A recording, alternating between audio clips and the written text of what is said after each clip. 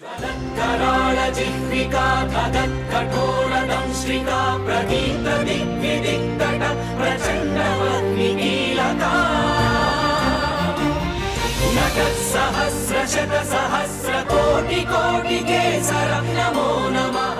దేవ సవితాస్మాకం ధియో ధర్మాదిగోచరాః ప్రేరయేత్ తస్యేద్భర్గః తద్వరేణ్యముపాస్మహే.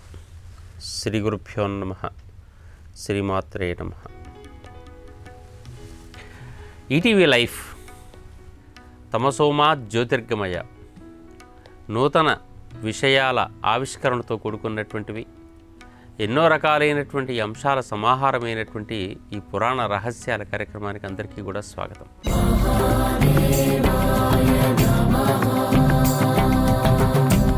లోకంలో ధర్మం అనేటటువంటిది ప్రధానం.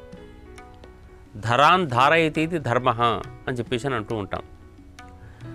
ఈ భూమి లేదా ఈ ఉన్నటువంటి వాతావరణం అంతా కూడా ఒక ధర్మబద్ధంగా ఉంది అంటాం. ధర్మము అనే పదం లేకుండా ఎక్కడా వాడటానికి లేదు. భూమికి తన చుట్టూ తాను తిరిగే ధర్మం ఉంది, సూర్యుని చుట్టూ తిరిగే ధర్మం ఉంది. సూర్యుడికి లోపల మండి లోకానికి వెలుగునిచ్చే ధర్మం ఉంది. చెట్టుకు కాసే ధర్మం, పండే ధర్మం ఉంది. అదేవిధంగా మనిషికి నాలుకకు రుజువు చూసే ధర్మం, చెవికి వినే ధర్మం, కంటికి చూసే ధర్మం, ఇట్లా ఉన్నాయి. అన్ని ధర్మాలనే పేరుతోనే వాడాలి. అందుకనే ధర్మము అనే పదం కామన్ ఫర్ ఆల్. జీవితం అంతా ధర్మబద్ధంగా ఉండాలి. అసలు భారతీయ ధర్మం అంటే అర్థం ఏంటంటే ప్రకృతికి అనుసరించి ఉండేటటువంటి ఒక సనాతనమైన స్థితి. భారతీయ ధర్మానికి వేరు రకాల అర్థాలు చెప్పుకోవాల్సిన అవసరమే లేదు. ఈ ప్రకృతి ఏ విధంగా అయితే కొనసాగుతూ ఉంటుందో మనిషి జీవితం కూడా ఒక ప్రకృతిబద్ధంగా వెళుతూ ఉండాలి. అనవసరమైన వ్యవహారాలు చేయకూడదు. అందుకని ఈ ప్రకృతి మొత్తం ఉండేటటువంటి జీవిత విధానానికి సంకేతంగా ఉండే ధర్మమే ధర్మంగా చెప్పబడుతుంది. అట్లాగే వాతావరణాన్ని అనుసరించి ప్రకృతి లోపల జరిగేటటువంటి చాలా రకాల మార్పులకు అనుసరించి మన దగ్గర కూడా అనేక రకాల పండుగలు, ఉత్సవాలు అనేక రకాలుగా నిర్వహిస్తూ ఉంటారు. వ్రతాలు కూడా నిర్వహిస్తారు. ఇటువంటి వ్రతాల్లో ఎన్నో ఉన్నాయి మనకు. ఇన్ని వ్రతాలలోనూ కూడా ఈ జ్యేష్ఠ మాసంలో నిర్వహించుకునేటటువంటి వటసావిత్రి వ్రతం అనేటటువంటిది పౌర్ణిమ నాడు చేసేటటువంటి వ్రతం. వ్రత శబ్దానికే నియమాదేశి అని చెప్పేసి అని అంటారు. నియమంతో కూడుకున్నటువంటిది. ఈ రోజున ఏరువాక పున్నమి అని చెప్పేసి అని పేరుతో కూడా మనం పిలుస్తూ ఉంటుంటాం. ఇది సాధారణంగా వ్యవసాయ జీవనానికి సంబంధించినటువంటి అంశం. దాని గురించి తర్వాత చెప్పుకుంటున్నప్పటికీ కూడా ముందుగా చెప్పదలుచుకున్నటువంటి ఈ వటసావిత్రి వ్రతం యొక్క లక్షణం ఏంటి, దాని వెనుక ఉన్న కథ ఏంటి, ఆ కథ వెనుక మనకు ఉండేటువంటి రహస్యం ఏమిటి అనే అంశం మీద మాత్రం కాస్త దృష్టి కేంద్రీకరించాలి. సాధారణంగా ఇది జూన్ మాసం లోపల మనకు వచ్చేటువంటి నైరుతి ఋతుపవనాలు వచ్చేటటువంటి సందర్భాల లోపల ఇక్కడ వచ్చేటటువంటి వర్షానికి భూమి ఎదురు చూస్తూ ఉంటుంది. ఆ వర్షాలు పడిన తర్వాత ఇక్కడ దున్నటము, సాగు చేయటం, వాటి కోసం ఎద్దులను ప్రిపేర్ చేసుకోవడం, తర్వాత నాగలి, అరకలు వ్యవహారం అంతా కూడా సిద్ధం చేసి వీటికన్నిటికీ సిద్ధము చేసేటటువంటి పౌర్ణిమ కాబట్టి దీన్ని ఏరువాక పౌర్ణిమ అని చెప్పేసి పేరుతో పిలుస్తూ వస్తున్నారు. వ్యవసాయ జీవనానికి ఇది చాలా ముఖ్యమైనటువంటిది. అన్ని ప్రాంతాలలోనూ కూడా ఇక్కడ వ్యవసాయ జీవనమే జరుగుతూ ఉంటుంది. కారణం ఈ ప్రదేశం మొత్తంలో కూడా వర్షాలు పడే సమయం ఇది, నైరుతి ఋతుపవనాలు వచ్చే సమయం. ఈ కార్తెల్లో కూడా చాలా ఆనందమైనటువంటి ఇటువంటి స్థితులు కనపడుతూ ఉంటుంటాయి. ఇది పౌర్ణిమకు సంబంధించినటువంటి విశేషం. జ్యేష్ఠమాసమే మనకు వర్షాకాలం కాబట్టి దీన్ని దృష్టిలో పెట్టుకుంటూ ఇంకా కొంచెం ముందుకు వెళ్ళి చూసేటట్టయితే జ్యేష్ఠమాసంలో అనేక రకాల ఉత్సవాల్లో భాగంగా పౌర్ణిమ నాడు చేసేటటువంటి వటసావిత్రి వ్రతం వెనుక ఒక కథ మనకు ప్రచారంలో ఉంది. ఆ వ్రత కథలో మనకు సావిత్రి, సత్యవంతులు కనపడుతూ ఉంటుంటారు. ఇది 3 రోజులు దీక్షగా చేయాలి అని. త్రయోదశి, చతుర్దశి, పౌర్ణిమ. ఆనాడు ఈ మహావట వృక్షానికి మర్రి చెట్టుకు పెద్ద 7-8 సార్లు చుట్టూ తిరుగుతూ దారం చుట్టాలని, దాని చుట్టూ తిరగాలి, ప్రదక్షిణాలు చేయాలని, అదేవిధంగా అనేక రకాల నైవేద్యాలు పెట్టవచ్చు అని అక్కడ కూర్చొని వేరు రకాల పండ్లు కూడా, ముఖ్యంగా మామిడి పండ్లు లాంటివి ఈ సమయంలో వస్తాయి కాబట్టి దాన్ని నైవేద్యంగా పెట్టాలని, తర్వాత మనం స్వీకరించాలని చెప్పేసి చాలా రకాలైనటువంటి కథలన్నీ ఉన్నాయి. తెలుగు ప్రాంతాల్లో కన్నా ఎక్కువగా ఇది మహారాష్ట్ర ప్రాంతం లోపల బాగా ఎక్కువగా వాడుకలోకి ఉంది. అక్కడి నుంచి వచ్చినటువంటి ఇక్కడ అనుభవించేటువంటి వాళ్ళు, ఇక్కడ ఉండేటువంటి వాళ్ళు దాన్ని ఇంకా కూడా బాగా చూసేవాళ్ళు ఉంటారు. అయితే ఇది ఎవరు ఆచరిస్తారు ఎవరు ఆచరించరు అనడం కన్నా దీని వెనుక ఉండేటటువంటి విధానంలో ఒక కథ మరొక లోకంలో ప్రచారంలో ఉంది. ఇది భారతంలో కూడా ఉన్నటువంటి కథే. ఈ కథకు సావిత్రి అనే పదం వాడారు, సత్యవంతుడు అనే పదం వాడారు. ఇది సావిత్రి సత్యవంతుల కథ. ఈ సావిత్రి సత్యవంతుల కథ బయటికి చూపించేటటువంటి కథ ఏ విధంగా ఉంటుంది అంటే, ఆయన ఒక మద్ర దేశానికి సంబంధించినటువంటి ఒకనొక అశ్వపతి రాజు అని ఉన్నాడు. ఆ రాజు కుమార్తె ఈమె సావిత్రిదేవి. ఆయనకు కూడా చాలా రోజుల పాటు పూర్తి స్థాయిలో ఆయనకు సంతానం కలగలేదు. చాలా సంవత్సరాల పాటు సావిత్రిదేవిని పూజ చేసుకుంటూ ఉంటుంటే ఆమె ప్రత్యక్షమై నీకు ఒక కూతురుని ఇస్తాను అన్నదిట. అయ్యో నా వంశం ఎట్లా పోతుందంటే నీ కూతురు వల్ల నీకు 100 మంది కొడుకులు పుడతారు పోండి అన్నట్ట. సరే అని చెప్పేసి భగవత్ ప్రసాదం ఏదైతే అదే స్వీకరిద్దామని చెప్పి స్వీకరించింది. ఆవిడ చక్కగా ఎదుగుతుంది, ఆనందంగా ఉంటుంది, బాగా ఎదిగిన తర్వాత తన చెలికత్తెలతోని పక్కనే ఉండేటటువంటి ఒక దేశానికి రాజైనటువంటి సాళ్వ దేశానికి రాజైనటువంటి ద్యుమత్సేనుడు కుమారుడైనటువంటి సత్యవంతుడు చాలా అందగాడు మంచివాడు అని చెప్పేసి తెలుసుకుంది. ఎందుకో తెలియకుండానే ఆయన మీద ఇష్టపడుతూ ఉండే. తండ్రి వచ్చిన తర్వాత ఒకానొక రోజుల లోపల నారదుడు వచ్చేసి ఏమయ్యా మీ అమ్మాయికి వివాహం చేయవా అని చెప్పేసానంటే, అమ్మాయి ఎవరిని కోరుకుంటే అమ్మాయిని వివాహం చేస్తాను అంటాడు తండ్రి. సరే అమ్మ నీకు ఎవరిష్టము అని చెప్పేసానంటే, అక్కడ ద్యుమత్సేనుడు కుమారుడు సత్యవంతుడు నాకు ఇష్టం, నాకు అన్ని విషయాలు తెలుసుకున్నాను, ఆయన గురించి కావాలి అంటున్నాడు. ఆయన గురించి తెలుసుకుందామని చెప్పేసి చెప్తే ఆయన గురించి తెలిసినటువంటి సమాచారం ఏమిటి, వాళ్ళ నాన్నగారు ఆ పరరాజ్యం యొక్క ద్రోహం వల్ల ఆయన అడవులకు పంపబడ్డాడు. ఆయనకు కళ్ళు లేవు అప్పుడు. వాళ్ళు ఇప్పుడు చాలా దీన స్థితిలో ఉన్నారు. చాలా పరాక్రమవంతుడు, బుద్ధిలో బృహస్పతి లాంటి వాడు ఆ పిల్లవాడు కూడా, చాలా మంచివాళ్ళు. అయినప్పటికీ కూడా అడవుల్లోకి పంపబడ్డారు. చాలా కష్టాలు పడుతూ బతుకుతున్నారు వాళ్ళు. మరొకటి ఏంటంటే ఆ సత్యవంతుడు అల్పాయుష్కుడు అని చెప్పేసి, అల్పాయుష్కుడు కాబట్టి అమ్మా నువ్వేం కోరుకున్నావు తెలుసా అంటే, నా మనసు అయితే అతని మీదనే ఉన్నది. ఆయన అల్పాయుష్కుడా అధికాయుష్కుడా ఆ తర్వాత విషయం. ఆయన పెళ్లి చేసుకున్న తర్వాత 1 ఏడాది మాత్రమే ఉంటారు అని చెప్పేసి తెలిస్తే కూడా ఆ 1 ఏడాది అయినా ఆయనతోనే ఉంటాను, నేను ఏదేమో చేసుకుంటాను అని చెప్పేసి అని అనేసరికి నారదుని సలహా అడిగితే, ఈమె యొక్క గొప్పతనము పాతివ్రత్యం వల్ల ఆయన చాలా రోజుల పాటు ఉంటాడులేండి, మీరు పంపించండి అని చెప్పేసి చెప్తాడు. అటువంటి సందర్భాల లోపల చక్కగా వివాహం చేసి పంపిస్తారు. ఎన్నో రకాలైనటువంటి ఆభరణాలు వ్యవహారాలు ఇచ్చినప్పటికీ కూడా భర్తతో సహా నారచీరలు కట్టుకొని భర్త సేవ చేస్తూ ఇంట్లో అత్తమామ సేవ చేస్తూ ప్రశాంతంగా పాతివ్రత్య ధర్మము, పతియే వ్రతముగా కలిగినటువంటి ధర్మంగా పాతివ్రత్య ధర్మాన్ని నిర్వహిస్తుంది ఈ అమ్మాయి సావిత్రి. సత్యవంతుడు ఎప్పుడు పోతాడన్న విషయం తెలుస్తుంది. జ్యేష్ఠ శుద్ధ త్రయోదశి నాడు త్రిరాత్ర దీక్ష తీసుకుంది ఆ అమ్మాయి. ఆ త్రిరాత్ర దీక్ష తీసుకొని త్రయోదశి చతుర్దశి పౌర్ణమి నాడు ఉదయం తన పనులన్నీ పూర్తి చేసుకొని భర్త అడవిల్లోకి వెళ్తూ ఉంటుంటే నేను కూడా ఈరోజు మీతో పాటు వస్తాను అని చెప్పేసి బయలుదేరింది. పెద్దవాళ్ళు చెప్పినప్పటికీ కూడా ఈ ఒక్కరోజు మా వారితో ఉంటానని చెప్పేసి బయలుదేరి వస్తే వాళ్ళు కూడా ఏమనలేకపోయారు, వెళ్ళారు. అక్కడికి వెళ్ళిన తర్వాత కొంతసేపు ఆయనకు కావలసినటువంటి వస్తువులు సముదాయం ఏదో కోసుకున్నారు, తీసుకున్నారు. ఆ తర్వాత సమిధల కోసం ఒక చెట్టు కొడుతూ ఉంటుంటే ఎండిపోయిన కొమ్మని ఇట్లా కొట్టాలి, మిగతావన్నీ సమిధల కోసం కొట్టకూడదు, ఎండిన వాటిని తీసుకోవాలి అడవుల లోపల. అటువంటి సందర్భాల్లో ఎండు మొక్క కొడుతూ ఉంటుంటే ఆయనకి ఎందుకో కొంచెం తల తిరిగినట్టుగా అనిపించేసేసి కొంచెం కిందికి వచ్చేసి అట్లా తలకాయ ఉంచుకొని కూర్చున్నాడు. కొంచెంలో స్పృహ తప్పాడు. భర్త విషయం అర్థమైంది సావిత్రికి. ఒళ్ళో తలకాయ పెట్టుకొని చూస్తూ ఉంటుంటే కాసేపు అయిన తర్వాత యమధర్మరాజు వచ్చేసి తన గాలాన్ని విసిరి అతనిలో ఉన్న జీవుని లాక్కుంటున్నాడు. జీవుని లాక్కొని తీసుకొని వెళ్తున్నారు. ఈ పార్థివ దేహాన్ని పక్కన పొదల లోపల ఎవరికి కనపడకుండా జాగ్రత్తగా పెట్టి ఈ అమ్మాయి తనకున్నటువంటి పాతివ్రత్య ధర్మము వల్ల, ధర్మము ఈ పదం బాగా గుర్తుపెట్టుకోవాలి, బయలుదేరి వెళ్ళిపోతుంది భర్తతో సహా. ఆయన వెనక్కు చూశాడు ఒకసారి.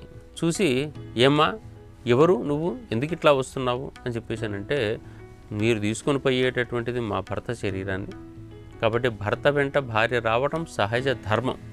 మీరు నాకు కనపడుతున్నారు, నేను మీకు కనపడుతున్నానంటే ఆయన అన్నాడు అప్పుడు, నీకుండే పతివ్రతా ధర్మం వల్ల నువ్వు నన్ను చూడగలుగుతున్నావు తప్ప ప్రపంచంలో ఇంకెవరు చూడలేరమ్మా అన్నారు.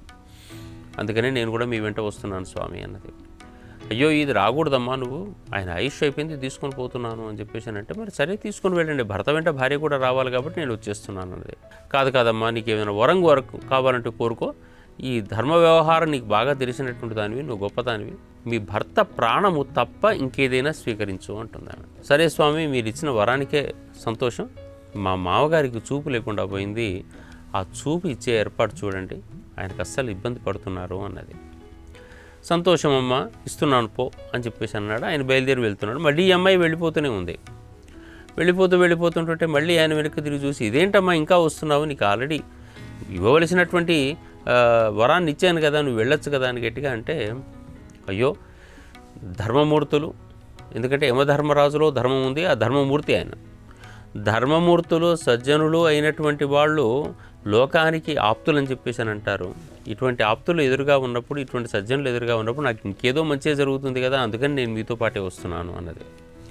ఇది కాదమ్మా, ఇంతకన్నా దూరంగా రావడానికి కష్టం అవుతుంటుందమ్మా, నువ్వు రావద్దు ఇటువంటి ప్రదేశాలకు అని చెప్పేసి అని ఇంకో వరం ఇస్తాను కోరుకో అన్నది. సరే మహానుభావ, మీరు అడిగారు కాబట్టి తప్పనిసరిగా మా మామగారు కోల్పోయినటువంటి రాజ్యం ఒకటి ఉంది, ఆ రాజ్యాన్ని ఆయనకి ఇప్పించండి అన్నది. సరేనమ్మా, ఇచ్చి తినిపో అన్నారు. మళ్ళీ ఆయన వెళ్ళిపోతున్నారు. వెనక నుంచి మళ్ళీ ఈమె ప్రయాణం చేస్తూనే ఉంది. చేస్తూ ఉంటున్న సందర్భం లోపల మళ్ళీ కొంత దూరం పోతే, ఏంటమ్మా ఇంకా వస్తున్నావు అంటే, త్రికరణ శుద్ధి అంటారు దీన్ని. మనస్సు, వాక్కు, కాయము, ఈ 3 కర్మల ద్వారా కూడా ఎవ్వరికీ కీడు తలపెట్టకుండా దాన ధర్మాలన్నీ పరిపూర్ణంగా నిర్వహిస్తూ ప్రశాంత జీవనాన్ని పొందుతూ లోకక్షేమాన్ని కోరుకునేటువంటి వాళ్ళందరూ కూడా ధర్మమూర్తులు కదా. అటువంటి ధర్మమూర్తులు అన్నటువంటి వాళ్ళు మీరందరూ కూడా మీ వెంట వచ్చేటట్టయితే మాకు ఇంకేదో ప్రయోజనం ఉంటుంది, తప్పనిసరిగా మిమ్మల్ని అనుసరిస్తూనే ఉంటాను. అటువంటి స్థితిలో ఉండేటువంటి నా భర్తను కూడా నేను ఎట్లా వదులుకుంటానండి, నేను వదులుకోను కదా అంటుంది. ఇది కాదమ్మా, ఇక్కడి నుంచి ఇంకా పోవడానికి కుదరదు, ఇంతవరకు చాలా కష్టపడి రావచ్చావు, ఇక చాలా కష్టం అవుతుంది, నువ్వు రావద్దు ఖచ్చితంగా అని చెప్పేసి అని మాట గట్టిగా చెప్పి మరొక వరం ఇస్తాను కోరుకో అన్నాడు. సరేనండి, మా నాన్నగారికి పుత్ర సంతానం లేదని బాధపడుతున్నాడు, ఆయనకు 100 మంది పిల్లల్ని ఇవ్వండి అన్నదట. సరే అమ్మా, మీ నాన్నగారికి 100 మంది పిల్లలు కదా, ఇచ్చేసాను పో అన్నారు. మళ్ళీ ఎట్లాగే వెళ్తుంది మీరా, వదిలిపెట్టట్లేదు యమధర్మరాజు వెళ్తూ ఉంటుంటే. ఆయన గట్టిగా నిలదీసి అడిగట, ఏంటి అసలు నువ్వేం తలుచుకున్నావు అని చెప్పేసి. అంటే కొంత దూరం వెళ్ళిన తర్వాత అడిగిన తర్వాత, పతిని అనుసరించటం భార్య ధర్మం అవునా కాదా, ఈ ప్రశ్న వేస్తుంది.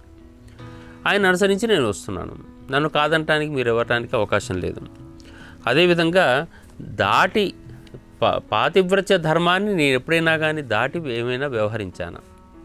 ఇటువంటి సందర్భాల్లో ఎక్కడా నేను దూరం జరగనప్పుడు నా భర్తకు వదిలిపెట్టి నేను ఉండటం, సహజీవనం చేయకుండా ఉండటం నాకు ధర్మం కాదు. కాబట్టి నేను ఎప్పుడైనా సరే నా భర్త వెంటనే వస్తాను అని గట్టిగా అన్నది.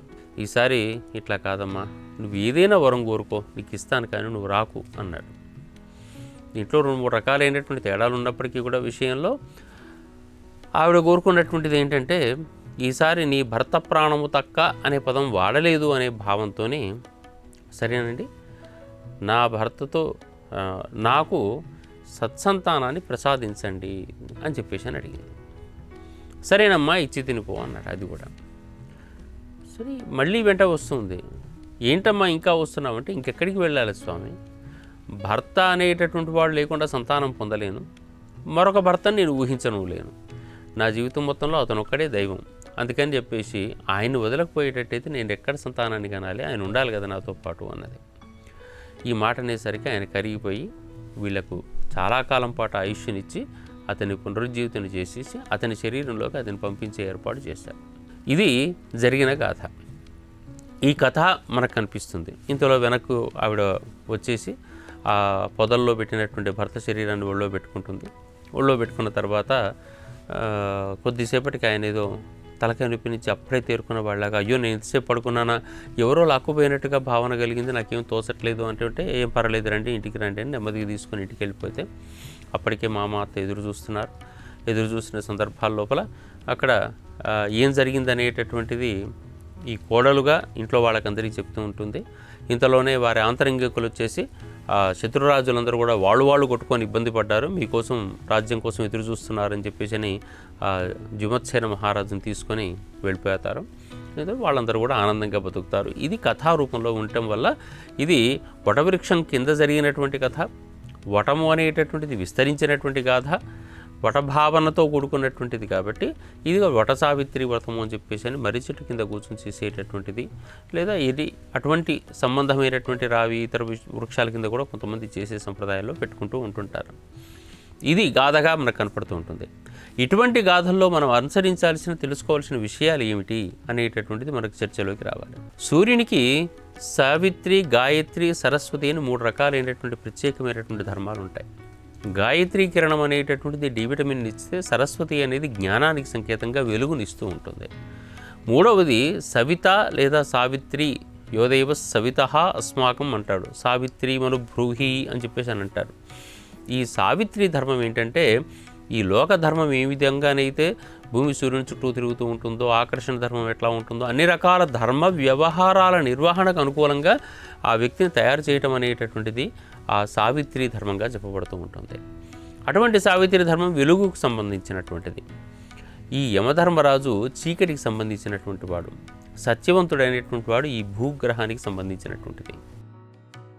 ఈ వెలుగు ఈ భూమి మీద మొత్తం చీకటి పారబోతుంటున్న సందర్భంలో ఈ భూమికి మొత్తం వెలుగునివ్వటం అనేటటువంటి ఒక ప్రత్యేకమైన ప్రక్రియ ఒకసారి జరిగింది మనకు. భూమి అంతా కూడా చీకటి పడేటువంటి యమధర్మరాజు వచ్చి ఆ సత్యవంతుడిని తీసుకొని పోవటం అనేటప్పుడు అర్థం ఏంటి? భూమి మీద మొత్తం కూడా చీకటి వ్యాపిస్తుంది అని అర్థం. పూర్ణమైన చీకటి వ్యాపించకుండా సగం చీకటి వ్యాపించినప్పటికీ కూడా మళ్ళీ వెంటనే దానికి వెలుగు వచ్చేటటువంటి ఏర్పాటు ఎప్పటికప్పుడు జరగాలి. జరగకపోయేటట్టయితే ఈ భూమికి సూర్యుని యొక్క వెలుగు పరిపూర్ణంగా పడక ఉన్నా, సూర్యుని చుట్టూ తిరిగే విధానం స్పష్టంగా లేకపోయినప్పటికీ కూడా అక్కడ లోపం ఏర్పడుతూ ఉంటుంది. దాని లోపాన్ని సవరించేటటువంటి ఒకానొక ప్రక్రియ ఒకానొక రోజుల్లో మనకి ఈ సృష్టి క్రమంలో జరిగింది. ఆ జరిగినటువంటి అంశానికి కథారూపమే ఇప్పుడు కలిగినటువంటి సావిత్రి సత్యవంతుల కథ. సత్యవంతుడు అనేటువంటి వాడు, సత్యం అనేది శాశ్వతమైనటువంటిది, ఎప్పటికీ ఉండేటటువంటిది. ఎప్పటికీ ఉండేటువంటి సత్యవంతుడైన వాడు ఇప్పుడు ఇక్కడ హిరణ్యకశిపుని కథలో ప్రహ్లాదుడైనటువంటి వాడు, ఇక్కడ సావిత్రి సత్యవంతుల కథలో సత్యవంతుడు భూగ్రహానికి సంబంధించినటువంటి వ్యక్తి. ఇటువంటి దాని మీద వేరే రూపంలో ఎక్కడో దగ్గర చీకటి నల్లబారుతున్న సందర్భాల లోపల ఈ సావిత్రి అనగలిగినటువంటి విధానం వెలుగును, మళ్ళీ వేడిని, ఆ భూమి సూర్యుని చుట్టూ తిరిగేటటువంటి ధర్మాన్ని మళ్ళీ స్వీకరించి మళ్ళీ సమానంగా చేసి ఈ భూమి ద్వారా మళ్ళీ జీవజాతి ఉత్పత్తికి, తన సంతానం కలగడం అంటే జీవజాతి ఉత్పత్తి కలగడానికి హేతువుగా మారుతుంది అనేటటువంటి సూత్రం మనకు తెలుసుకోవాలి. సావిత్రి కథలో ఇది ప్రత్యేకంగా ఉంటుంది. సావిత్రి అనే శబ్దం వాడగానే మనం ఏదో సావిత్రి అని చెప్పేసి అని ప్రతిరోజు పూజ చేస్తూ ఉంటాం. మనకు సావిత్రిని తర్పయామి, గాయత్రిని తర్పయామి అని చెప్పేసి అని ప్రతిరోజు కూడా సంధ్యావందనాదుల్లో చేస్తూ ఉంటుంటాం. సంధ్యా సమయం లోపల ఉపాసించాల్సినటువంటి గాయత్రి డి విటమిన్కి సంబంధించినటువంటి అమ్మవారు. అదేవిధంగా సావిత్రి లోక ధర్మానువర్తం ఎటువంటిదో మన దేహ ధర్మానువర్తనం ఆ విధంగా ఉండాలని చెప్పడానికి సంకేతమైనటువంటి అమ్మవారు. దేహధర్మం లోపల ఉండేటటువంటిది ఒకటి ధర్మం తప్పినప్పటికీ కూడా ఆ ధర్మం వల్ల అధర్మం వల్ల శరీరం లోపల రోగం, నొప్పి, బాధ ఏర్పడి బాధ ఎట్లా కలుగుతుందో లోకధర్మం ఒకటి ఉంటుంది, సమాజ ధర్మం ఒకటి ఉంటుంది, కుటుంబ ధర్మం ఉంటుంది, వ్యక్తి ధర్మం ఉంటుంది. అట్లాగే ఇన్ని ధర్మాలు కూడా ఇక్కడ దేని నుంచి అనుసరించి ఉండాలి అంటే సృష్టి ధర్మాన్ని అనుసరించి ఉండాలి. అందుకనే ధర్మ విధానం అర్థం కావాలి. దీనిని గుర్తు చేసుకుంటూ లోకంలో 10 మందికి ఈ సూర్యుని యొక్క ప్రతాపాన్ని, సూర్యుని విధానాన్ని, సూర్యుని యొక్క వెలుగును, ధర్మాన్ని లోకానికి తెలియజేసేటటువంటి ఒక వ్రతంగా జ్యేష్ఠమాసంలో వచ్చేటటువంటి పౌర్ణమి వ్రతం చేస్తూ ఉంటారు. ఇంకా అటువంటి సమయాల లోపల మనకి ఇంకా కూడా ఈ వర్షాలు, వ్యవహారాలు వాటి వల్ల మొత్తం ఎప్పటికీ చీకటి, తర్వాత మబ్బులు, ఇబ్బందులు అవన్నీ కూడా ఉండే సమయాలు. ఆ సందర్భం లోపల భూమి మొత్తం తడి ఉంటుంటే ఆరిపెట్టాల్సిన అవసరం కూడా ఉంటుంది. ఆ సమయంలో యమధర్మరాజులు లాంటి వాళ్ళు ఎందుకు వస్తుంటుంటారా అంటే లోకం లోపల ఖచ్చితంగా ఆ సందర్భం అంతా కూడా జీవజాతుల లోపల చెడ్డ జీవజాతి బయటకు వచ్చే సమయం. ఆ జీవజాతి బయటకు వస్తుంటున్న సందర్భంలో ఈ సృష్టి లోపల ఈ భూగ్రహం మీద ఇబ్బందులు ఏర్పడుతూ ఉంటుంటాయి మన భాగంలో ముఖ్యంగా. ఆ ఇబ్బందులను అధిగమించడానికి సూర్యుని వెలుగు ఒక్కటే కారణమవుతూ ఉంటుంది. ఆ సూర్యుని వెలుగు ఈ భూమి మీద పరిపూర్ణంగా పడుతున్నప్పుడు మాత్రమే ఇక్కడ ఉండేటటువంటి వ్యతిరేక జీవజాతి పూర్తిగా వెళ్ళిపోయి సరైనటువంటి వెలుగు వల్ల మనకు రక్షణ కలుగుతూ ఉంటుంది. ఆ రక్షణే కనుక మనం కోల్పోయేటట్టయితే ఇక్కడ అనేక రకాల ఇబ్బందులు ఏర్పడుతూ ఉంటాయి. సావిత్రి సత్యవంతుల కథ ద్వారా తెలుసుకోవాల్సిన విధానం ఇది. సావిత్రి అనేటటువంటి పదమును కేవలం ఒక పాత్రగా మాత్రమే చూస్తూ ఇప్పటి వరకు మనకు అనేక రకాలైనటువంటి నాటకాలు కూడా దీని మీద వచ్చేసాయి. అది సరదా కోసం చూసే విధానంగా మారింది. కానీ సృష్టి క్రమ వ్యవస్థ లోపల ఈ భూగ్రహానికి జరుగుతున్నటువంటి ఒకానొక ఇబ్బందికి దాన్ని మార్చే ప్రయత్నంగా ఈ ప్రత్యేకమైన వ్రతం జరుగుతూ ఉన్నది అనేటటువంటి అంశాన్ని మనం గమనించాల్సిన అవసరం ఉంటుంది. సత్యవంతుల కథ ఇటువంటిది. అందుకని ఇటువంటి సందర్భం లోపల మన వాళ్ళందరూ కూడా నైవేద్యాలు పెట్టడం, పూజ చేయటం, ముఖ్యంగా స్త్రీలు దేనికోసం చేస్తున్నారు ఇప్పుడు ఇది అంటే తమ భర్తలు ఆయురారోగ్యాలతో ఐశ్వర్యాలతో ప్రశాంతంగా ఉండాలని చెప్పేసి చేసేటువంటి వ్రతంగా మార్చారు. ఇది నిజమే. భర్తలు ఆయురారోగ్యంగా ఐశ్వర్యంగా ఉండటం అంటే ఇక్కడ భూమికి భర్తగా ఉండేటటువంటిది వెలుగే ఒక రకంగా, కానీ వెలుగు అనేటటువంటిది భూమిని ఆనందంగా మార్చి ఈ భూమికి సత్యత్వం, శాశ్వతత్వం, ధర్మత్వం తీసుకొచ్చింది. కాబట్టి భార్యల వల్ల భర్తలకు లోపము లేకుండా ఆనందం కలుగుతుంది అని చెప్పి సూచన చేయటం. శక్తికి ఎప్పుడైనా కానీ స్త్రీ రూపం ఇచ్చారు మన వాళ్ళందరూ కూడా. పురుష రూపం అంతా కూడా మాస్ అంటే తప్పనిసరిగా కనిపించేటటువంటి ఒక ద్రవ్యరాశికి ఇచ్చారు. అందుకనే భూగ్రహాదులన్నీ కూడా ద్రవ్యరాశితో కూడుకున్నటువంటివి, ద్రవ్యరాశి కలిగింది. కానీ దాన్ని తిరిగే ధర్మం ఉంది చూసారా. అదేవిధంగా సృష్టి నుంచి వచ్చేటువంటి సూర్యుడి నుంచి వచ్చేటువంటి ఎనర్జీ రూపం ఉంటుంది కదా, ఇవన్నీ స్త్రీ పాత్రలు అవుతూ ఉంటుంటాయి. ఇది ఈ వర్షాకాలానికి సంకేతంగా చూపిస్తున్నటువంటి ఈ ప్రత్యేకమైన వ్రతం లోపల త్రిరాత్ర దీక్షల్లో 3 రోజుల పాటు కూడా దీక్షలో ఉండి ఏకభుక్తం భూశయనం చేస్తూ పౌర్ణమి నాడు ఈ ప్రత్యేక వ్రతం చేసి పరిపూర్ణమైన మనస్సుతోని తమ భర్తల యొక్క ఆయురారోగ్యాలను కోరుకుంటూ ఉండే విధానం కనపడుతుంది. కానీ అదే రోజున మనం తెలుసుకోవలసిన కథ మాత్రం దాని వెనక ఉండేటటువంటి సనాతన ధర్మం లేదా సైన్స్ అనగలిగినటువంటి విధానం ఏమిటంటే కేవలం మనకు సావిత్రి సత్యవంతుల కథ వెనక భూగ్రహానికి కలుగుతున్నటువంటి ఒకానొక ఇబ్బంది ఒకానొక రోజుల లోపల గమనించినటువంటి వాళ్ళు ఏర్పాటు చేసినటువంటి కథ ఇది అని చెప్పేసి ఈ కథను అధ్యయనం చేసి తప్పనిసరిగా మనము పూజాదులు నిర్వహించడం శ్రేష్టం. దాని తర్వాత మనం నేర్చుకోవాల్సింది ఏంటి, ఈ జ్యేష్ఠ మాసానికి సంబంధించినటువంటి విషయం. జ్యేష్ఠ నక్షత్రానికి పౌర్ణమి నాడు ఉండేటట్టయితే ఇది జ్యేష్ఠ మాసం అనే పేరు కలుగుతూ ఉంటుంది. ఈ ఏరువాక పౌర్ణమి నాడు ఇతరమైన రోజుల్లో కూడా మనకు నక్షత్రం జ్యేష్ఠ నక్షత్రం కనపడుతుంది. ఈ నక్షత్రం మామూలుది కాదు. నక్షత్రం అంటేనే ఒక తారల సమూహం. సూర్యుడు ఒకటే తార, ఇదే స్టార్. ఆ తార కాకుండా అనేక తారల సమూహం అనేటటువంటిది. ఈ జ్యేష్ఠ నక్షత్రం ఎంత పెద్ద తార అంటే సూర్యుడికి దాదాపు 500 రెట్లు పెద్దగా ఉంటుంది. అంత పెద్ద విస్తరించి ఉండేటటువంటిది. ఈ వర్షం యొక్క ప్రభావం భూమి మీద ఉండి చక్కగా దున్నుకోవటం, భూమిని సరి అయినటువంటి స్థితికి మార్చడం, దాని లోపల ఉండేటటువంటి ఉత్పాదక శక్తిని పెంచేటటువంటి మార్గాలు చూడటం, ఇవన్నీ కూడా ఒకానొక విధానానికి సంబంధించినవి. కాబట్టి ఈ ఏరువాక పౌర్ణిమ, వటసావిత్రి వ్రతము, సావిత్రి సత్యవంతుల కథ, సూర్యుని వెలుగులు, భూమి, ఇటువంటి అంశాలన్నింటినీ దృష్టిలో పెట్టుకుంటూ ఈ జ్యేష్ఠ పౌర్ణమిని ఆనందంగా ఒక సనాతన ధర్మంలో సంతృప్తిగా గడుపుకునే ప్రయత్నం చేద్దాం. స్వస్తి. ఈ కార్యక్రమాన్ని తిరిగి చూడాలనుకుంటే www.youtube.com/@ETV Life Spiritual లో చూడవచ్చు.